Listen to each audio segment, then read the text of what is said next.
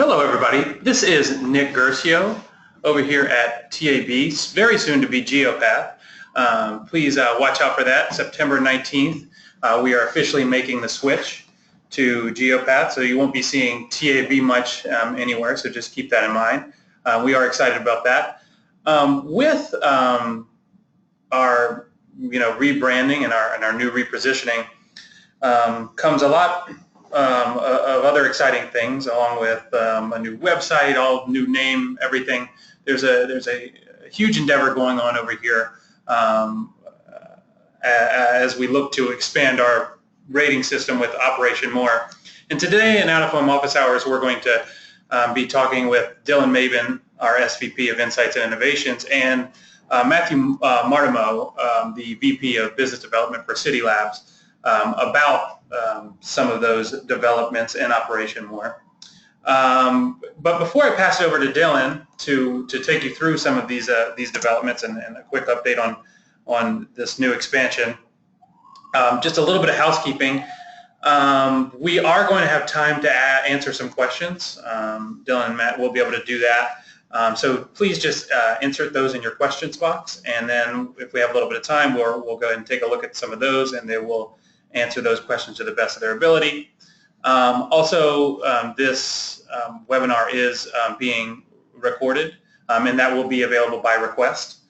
So if you feel like you would like to see this or show an associate this, then please email me at nick@geopath.org, N-I-C-K. And just a quick reminder, this is for members only. So for all of our vendors and agency members are free to watch this and free to watch the video by request. But if you feel like you may not be part of that group, then we ask that you please step out of this one. It was only sent to members, but that's just a quick disclaimer. So with no further ado, please join me in welcoming Dylan. Dylan?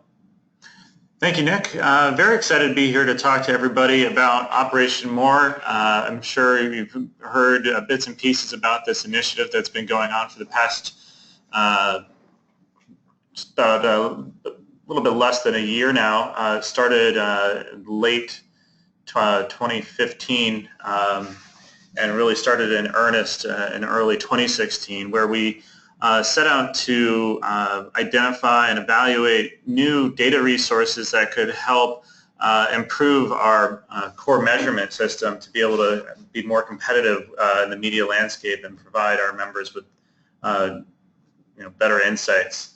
And that all came out of requests from the board about at the end of 2015 that requested that the insights delivered by TAB were more comparable to other media channels, being able to define the audience and the context and the path to purchase with more precision, explore mobile data and GPS data as a new input to our measurement system, and also improve data access to our members and third parties for integration for both the planning process, but also for the post-campaign process and buy-sell process as well. So with the proposal that we are putting forth with Operation More, the proposed enhancements include leveraging location data from hundreds of millions of mobile devices. So it's going to be empirically based and continually updated throughout the year, which is a vast improvements upon exclusively using publicly available census data in the past.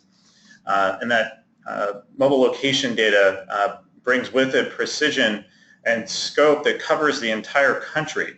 So every single piece of TAB audited inventory today and Geopath audited inventory in the future will all be measured in the same exact way with the same type of data resource. Now that's a huge even playing field, so that when people are looking at ratings in downtown New York or out in Kansas City or in rural Arkansas, they're all going to be the same metrics derived in the same method. And that's very important for the confidence of when people are taking a look at the metrics that we're providing.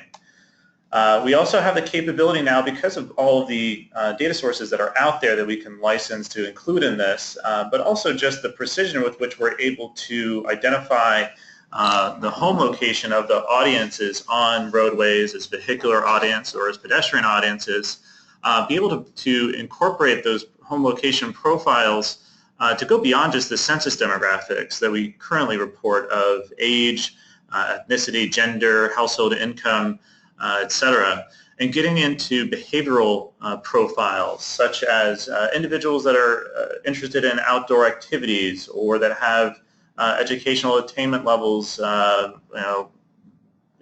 beyond 2 years of college, etc. Really good information to help the planner and seller really tell a unique story about the ability of out-of-home to reach particular target audiences. So those conversations are going to be really exciting to have. And not only to be able to talk about those unique audiences and those new audiences that we've never talked about before, but talk about them in time frames that we haven't been able to entertain in the past.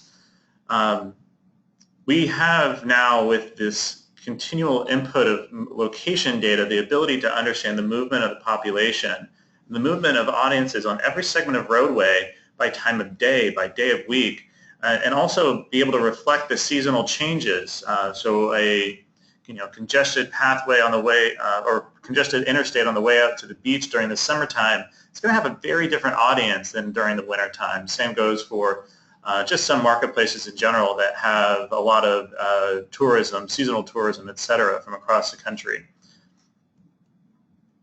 And not only be able to do that for this planning purpose, but to be able to do that and take a look at snapshots in time in the past, to be able to look at how your campaigns performed over time and what unique audiences were delivered during the course of that campaign. Now that's really, really important to be able to go into post-campaign analysis for ROI analysis, et cetera. Looking at audience exposure to social media engagement or other media tune-in rates for like addressable TV, or even purchase behavior at the register by home location of where those residents live that purchase those behaviors, and correlate that back to the exposure on the roadways where those audiences drove by. It's some pretty advanced stuff that our industry hasn't been able to quantify before, and with Operation More, we'll be able to make that available to our members. And this is a lot of information for every single roadway across the country. So this is a massive data resource that we are going to be making available, and it needs to be integrated seamlessly across all of our third-party systems in the buying and planning process. So this is all going to be delivered via web services, so it's integrated seamlessly into your own systems and available through our audience delivery system, as everyone's familiar today, with a complete overhaul to be able to visualize the audience information that we now can tap into. So just to give a basic story of what this could look like, this is, as some people on the computer going to recognize, this is the Dan Ryan Expressway in Chicago. This is a very unfortunate road to drive on if you have to every day. It's incredibly congested. Oddly enough, Google Images and Google Maps have been able to oddly remove all of the vehicles from the road. So we get a clear picture, what not many people see, of what this roadway looks like with no vehicles on it. During the peak hours throughout the week, say at 5 o'clock on Fridays, there's about 72,000 vehicles passing by any given point on that roadway. Now that equates to about 20 vehicles every second. This is a lot of people. That's a very crowded location. Now, as you can imagine, with that many vehicles passing by, the congestion is atrocious. And so you end up having quite a bit of audience going by a very slow speed. And so this is great for those pieces of inventory that are able to be seen by those audience. You have a very captivated audience. And we'll be able to understand the delivery of those impressions to those audiences throughout the year, rather than just representing the audience delivered as an average weekly rating. We'll be able to provide to our members the actual impressions delivered for any hour of any day of the week throughout the entire year. Now, this is a lot of information. So one of the questions we get when we talk about this idea and this concept and this overhaul with individuals, they ask, well, where does this information come from? And I'm going to turn it over to Matthew to talk about the location data that we're tapping into for this resource, the origin of that data, and how we're leveraging that and turning it into insights about our audiences. Thanks, Dylan.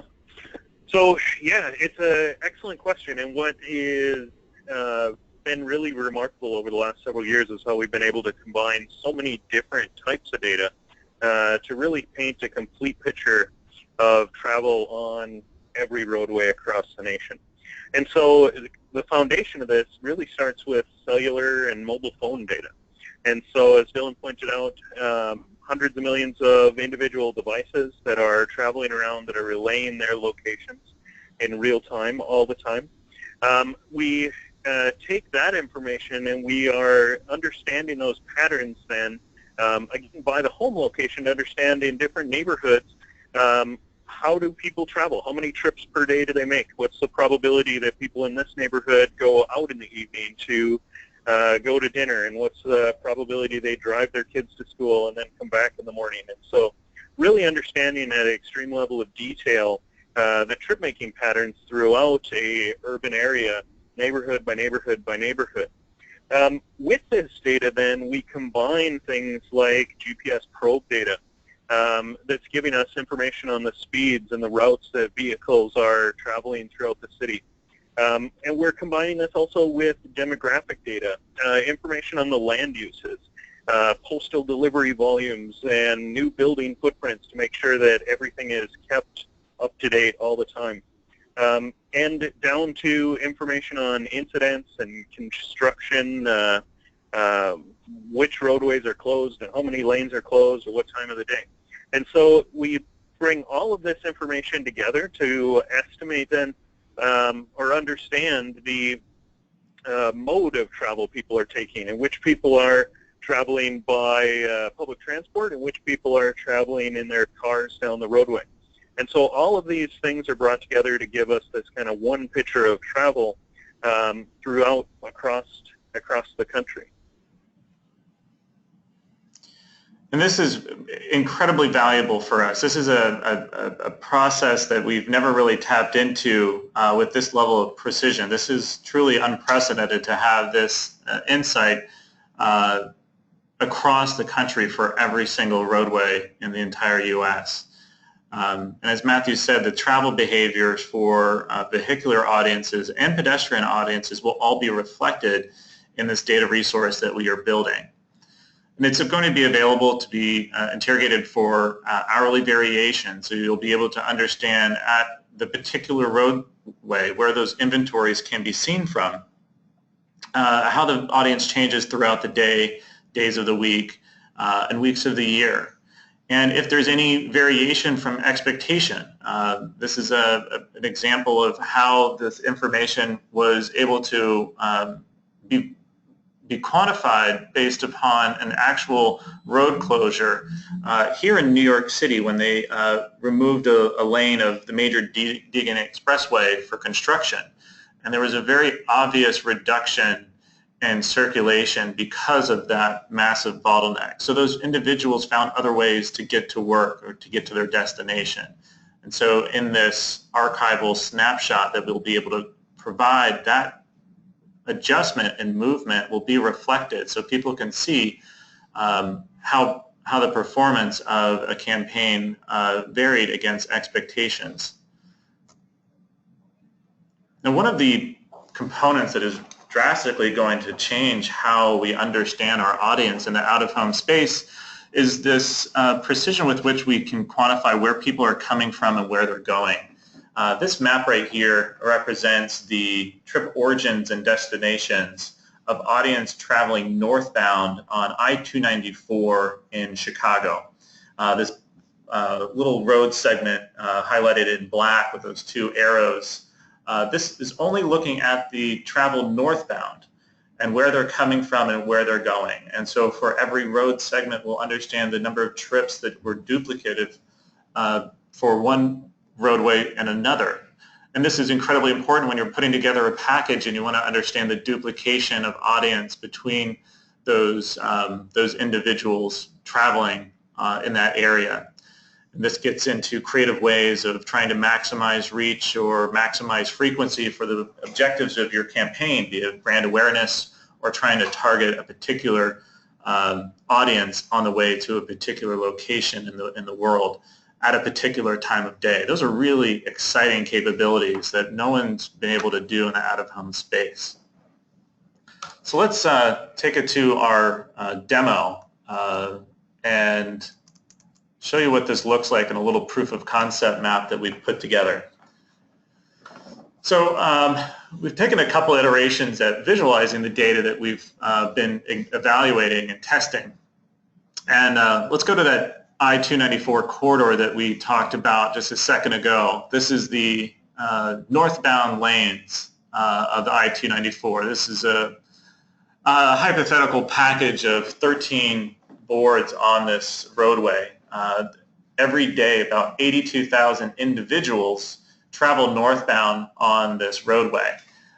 We can get our familiar impressions numbers. We can get the total circulation, et cetera. We can identify where those individuals are coming from and where they're going, what the home locations are. Now this is an interstate, so you would expect to have this regional pattern of usage of where people live that utilize that roadway, because they're trying to avoid the downtown Chicago area, traveling from Milwaukee down to St. Louis, et cetera. And that's represented when you visualize the home location of those audiences coming from outside of the Chicago market. So that was very reassuring as we are exploring this data. You can compare that to a different type of package. Let's say the downtown Chicago area. We can look at a package of transit shelters in the the business district, the tourist areas of downtown Chicago. And being that those are the areas where these inventories are located, the audiences that are utilizing the space and traveling on these roadways or walking around in the neighborhoods are people that reflect the usage of those neighborhoods. So you're getting a lot of people that are working downtown that live in the Chicago CBSA, but you're also getting a lot of people that are coming in from outside of the Chicago CBSA. You're getting tourists, you're getting professionals on business trips, et cetera. And that's reflected when we look at the in-market circulation. So about 30% of the audience in this downtown area is actually not from the Chicago CBSA. They live elsewhere, and we can look at where those individuals live across the country. And it's a very different pattern than that I-294 corridor. You're getting much more dispersion evenly across the entire country. You can see that it's sort of reflective of urban areas where it makes sense, where people are coming in from other big business districts, but you're also getting tourists coming from all over. So this is a really unique insight that we can start discussing when we talk about the audiences being delivered by our inventory. And we can even drill down even more precisely when we want to talk about the home locations of those individuals at a block group level. Now, this is the home location of the individuals that are exposed to those downtown Chicago transit shelters. So it reflects the commuting patterns. This is individuals that work downtown, visit downtown, et cetera. Now that's going to be very different from that I-294 corridor, right? You're going to have people that are using that to go longer distances. It's going to have a larger catchment of people that utilize that roadway for different purposes. And the composition is very different. Out here, it's about 29% household income, 100,000 plus. You go in the downtown area, that jumps up to about 34%. I mean, they're both very heavily trafficked areas, but the compositions are going to be reflective of those people that are using those roadways or walking on those sidewalks at those times. and even available for the transit inventory. So the stations that are in those locations will reflect the audiences that are utilizing those spaces. Now we wanted to highlight some of the other capabilities of the audiences in this proof of concept. So we're going to pull up Atlanta. You can filter by locations, and keep in mind this is just a proof of concept website that we put together to visualize the data, in part for validation that everything was working as expected, but we will be creating some basic tools to be able to visualize our inventory in our reporting like we do today, but with a little bit more panache, as you're seeing here. So we can filter by media company. You can look at, for example, just Clear Channel inventory. We could look at Clear Channel, Fairway, Lamar, Signal Outdoor. All of that can be done. So really the creativity of how people are going to leverage this data resource is only limited by the creativity of those that are building the tools. You can zoom in, click on a particular unit. If individuals on the phone are familiar with the Buckhead region of Atlanta, this is a fairly affluent area. And you can see that the income levels of the audiences being exposed to these roadways reflect that local knowledge that everyone is familiar with. So the household income, 100,000 plus, 41% of the audience traveling down this roadway, traveling northbound on Peachtree Road. Now this is another big difference between our existing methodologies and the new methodologies. All of the audiences that we're going to be reporting are for every single road segment directionally. So you're going to have a different pattern and a different audience delivery in the morning than you are in the evening. And that's a big change that is going to make us able to have conversations that we've never had before. We can look at some of the audience segmentation, some of the unique profiles of individuals that are utilizing these roadways. This is the metro renters. You can see what geographies in the marketplace where metro renters are the most predominant individuals. These areas shaded in blue. In the marketplace, it represents about 4.8% of the marketplace. These are individuals, most often signals, about 32 years old, in professional management positions, active in yoga, Pilates. They like to ski, active on social media, utilize public transportation, probably don't own a vehicle or own their own vehicle. There's some information. You can get profiles on what occupations they have, housing types, ownership, etc., educational attainment levels. Lots of very fascinating things that can go into telling really unique stories for every single unit in our inventory. And you can go into different areas of the marketplace. You can click on units outside of the urban areas. Here's another unique audience segment. This is called traditional living. This is individuals that live in rural areas, single-family homes, 59% of them owning, carry credit cards, balances. So being able to tell that story to a financial institution that may be wanting to target individuals in particular areas of the marketplace, you'll be able to identify which boards are best suited to do that. So the resources are very, very detailed and very unique compared to what we've been able to do in the past. Here's another fun one. This is Southern Satellites. So you'll also be able to get the audience delivery, the familiar impressions, GRPs, reach, frequency, etc. for those target audiences, just like you do today for those census demographics.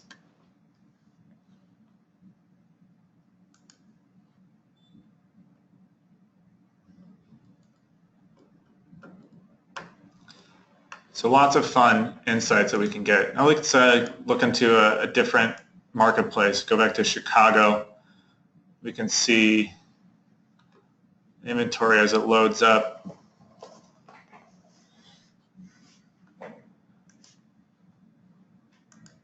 can look at our familiar ethnic populations. You can identify these are the Hispanic neighborhoods in Chicago.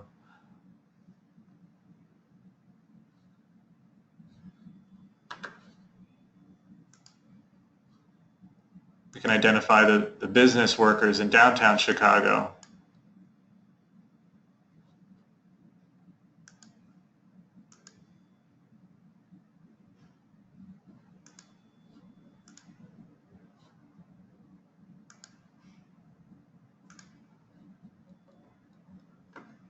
Lots of unique information that can be integrated into this. And it's not just the data that's baked into this right now. This also opens up the ability to incorporate other data resources. So if perhaps you had a customer resource file or a trade area, you could identify which pieces of inventory are most suited to target those locations, either to as a brand to reach out to your existing customers, or for conquesting, if you'd like to find audiences of some of your competitors, etc. This is all capable with being able to profile audience and understand audiences at the level of granularity that we're talking about.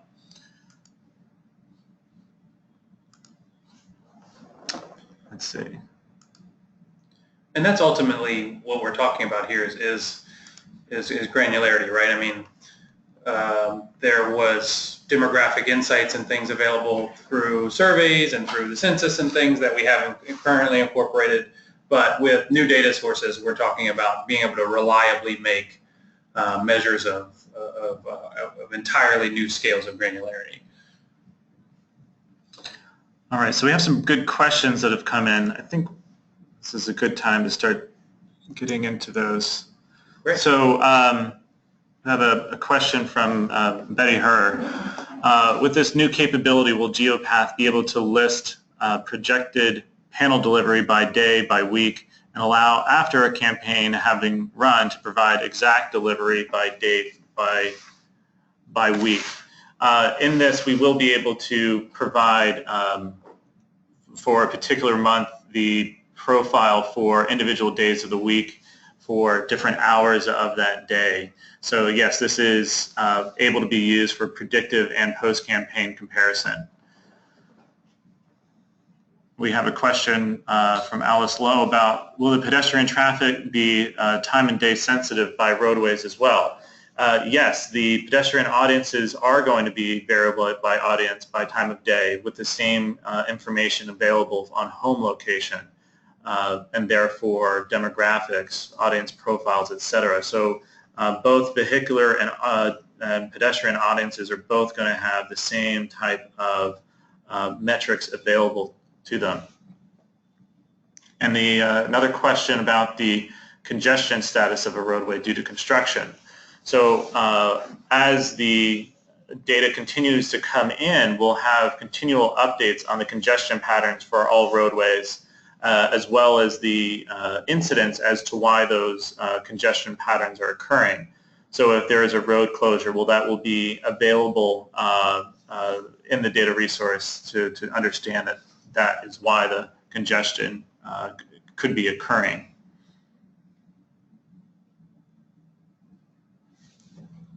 Another question.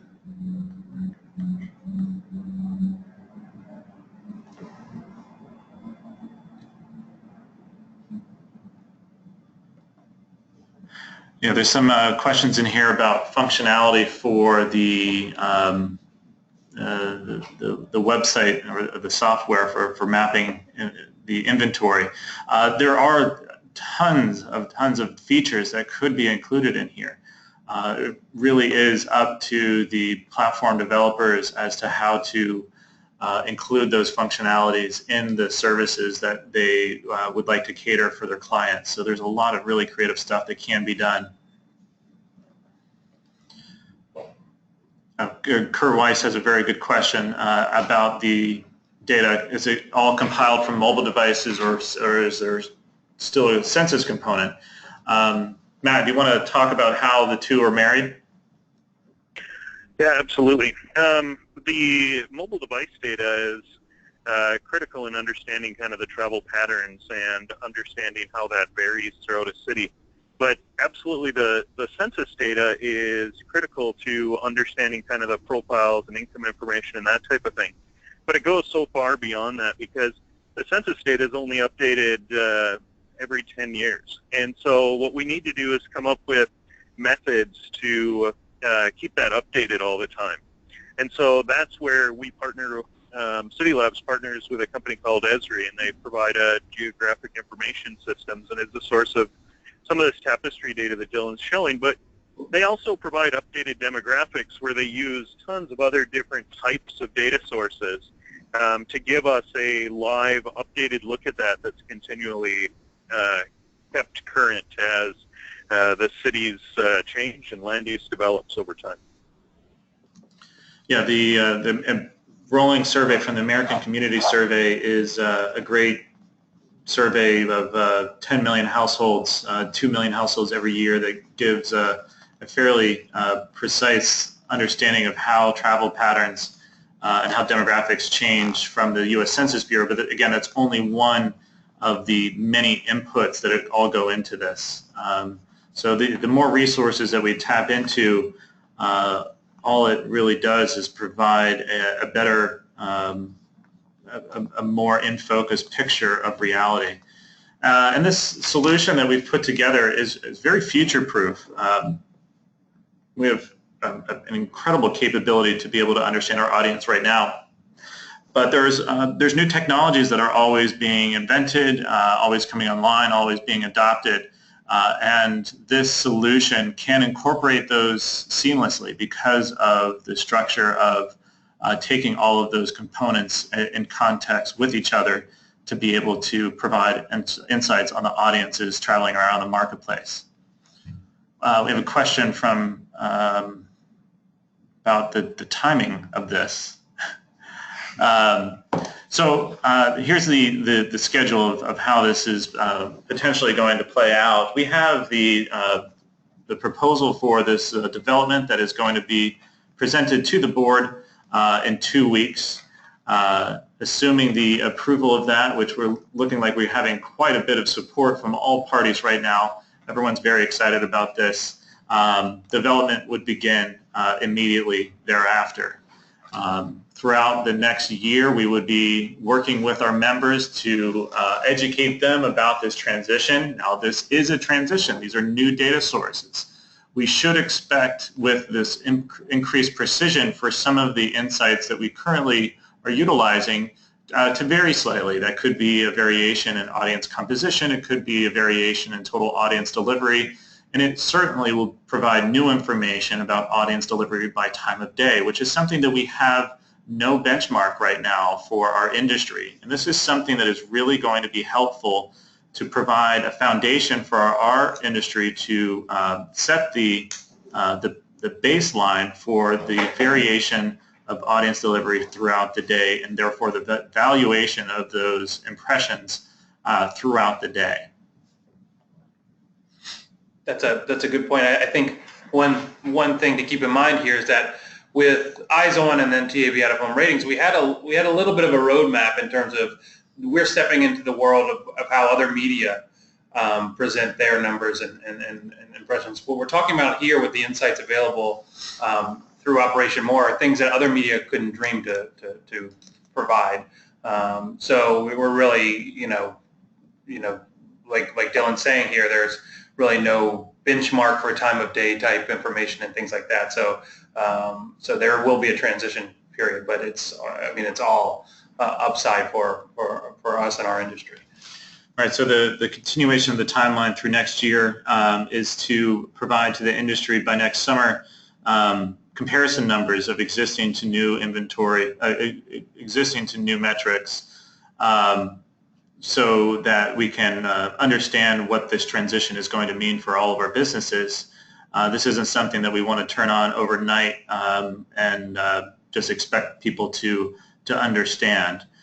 This is going to be a massive education and communication effort. Is going to go alongside this, along with training, case studies, etc., to teach people how to think differently. This is a significant paradigm shift And something that for the individuals that we've spoken with about this on sales teams, is something that they're very excited to do, because these are the type of insights that other media channels are demanding. And if we don't have these capabilities to continue those conversations end and they no longer include us. I have a question from Pat Frawley about the update for the eye tracking study that resulted in the current VAI scores. Yes, that's kind of a parallel conversation that's been going on. The landscape of media in the out-of-home world has exploded over the past decade, since the original Eyes On study was conducted, and even since the digital study in 2012 was conducted. There are a myriad of different digital delivery types, from still frame to animated to full motion video to media that includes informational content or media content alongside advertisements that just doesn't solely deliver advertisements. It might be for like a subway platform delivering timetable information and public service announcements alongside advertising spaces. Those are all things that we are going to be working with the technical committee very closely on how to transition to include all of those new media formats and delivery structures into this environment. And that includes getting into the visibility, that includes getting into the digital ratings, and how those definitions need to potentially be modified to align with the digital definitions of other digital marketplaces, such as perhaps like the IAB, etc.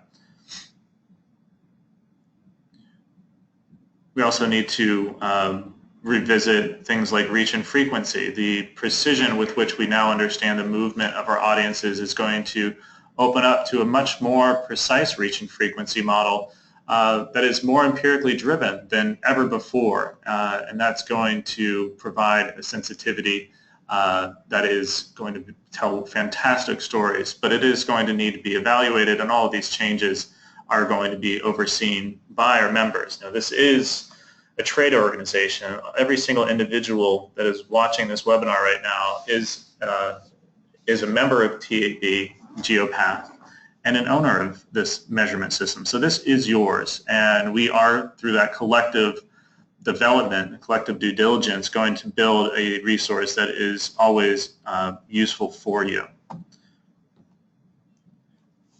Another question was about the Esri Tapestry segmentation. Will Geopath have an industry-wide contract with Esri's Tapestry segmentation? Yes, that is the plan. We are currently working with our vendors and Esri as a partner to license the mapping capabilities as well as the demographic data to be made available as Geopath audience insights for our members in the dissemination of those ratings. So yeah, that would be available. So if you wanted to visualize and understand the audience segmentation data from Esri, that would be included. So try to not get sidetracked and continue finishing up the question about the timeline. So throughout next year, we'll be working very closely with all of our members for this transitional period. This is a much more precise quantification of the location of inventory in proximity to our street network. So there's going to be a transition period to review all of our inventory, all 500,000 pieces of inventory across the entire country, and identify any anomalies and work with our media company members to make sure we have all of the attribute information precisely correct so it can be reported instantaneously. And as another benefit of having this holistic solution is that for every single roadway, as new inventory is built or modified, converted to digital, etc., those changes can happen instantaneously. So as soon as the media company goes in and changes the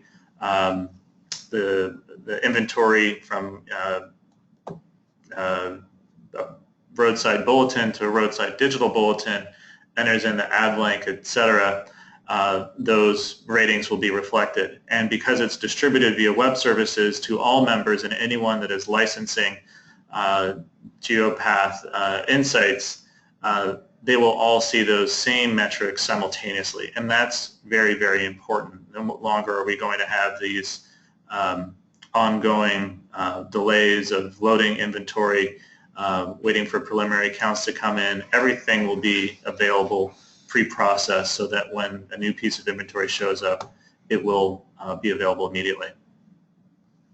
And then by the end of next summer and into the fall, we'll have the seasonal variation available so our members can see that data. That will be available in our audience delivery system, our software platform, and then be able to transition into monthly snapshots of archival data being delivered and processed by the end of next year, which is very, very exciting. It's a very rapid development timeline, but we are going to be working very close with our members, the technical committee, the data standards committee, business committees, et cetera, to make sure that this happens smoothly, because this requires all of our members' involvement. And any questions that you have along the way, be sure to reach out.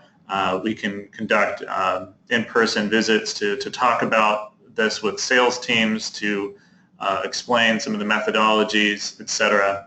So it's a very, very exciting time to be involved in the out-of-home world. Not too often do we get to oversee this type of revolution in insights available for an industry. So I'm very excited. I know Matthew's been very excited. It's been a pleasure to work with and developing on this. These guys are incredibly talented at what they do, and I'm very much looking forward to delivering this to the industry next year.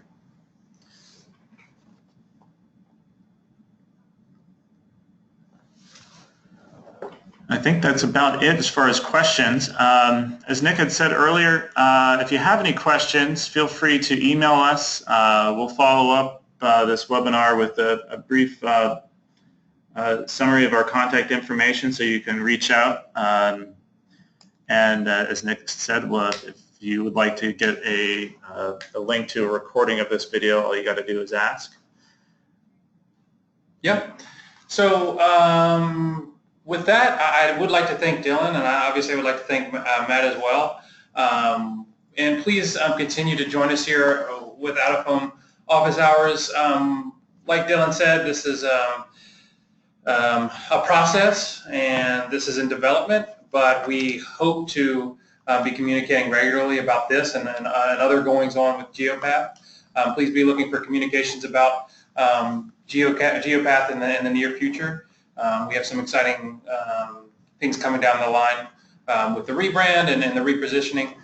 So please stay tuned. And until next time, have a great day.